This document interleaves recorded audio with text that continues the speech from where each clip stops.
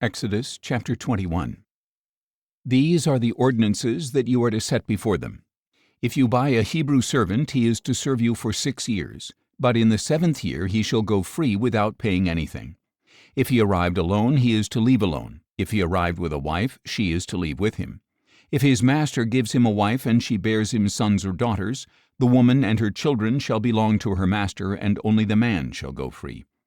But if the servant declares, "I love my master and my wife and children, I do not want to go free," then his master is to bring him before the judges, and he shall take him to the door or doorpost and pierce his ear with an awl. Then he shall serve his master for life. And if a man sells his daughter as a servant, she is not to go free as the menservants do.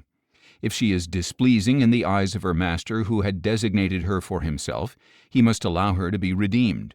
He has no right to sell her to foreigners, since he has broken faith with her. And if he chooses her for his son, he must deal with her as with a daughter. If he takes another wife, he must not reduce the food, clothing, or marital rights of his first wife.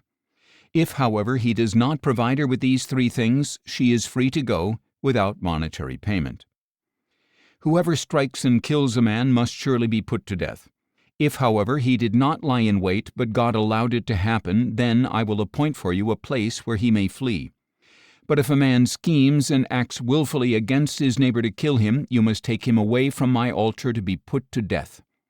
Whoever strikes his father or mother must surely be put to death.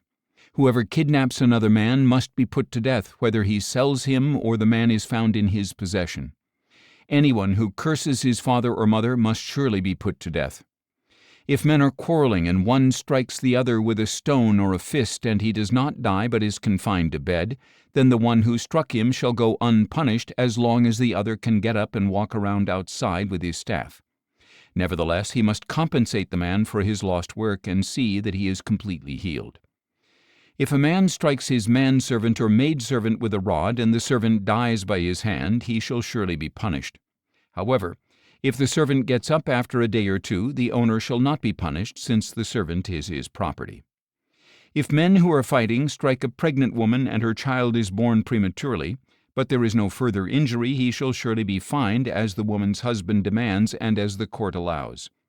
But if a serious injury results, then you must require a life for a life, eye for eye, tooth for tooth, hand for hand, foot for foot, burn for burn, wound for wound, and stripe for stripe.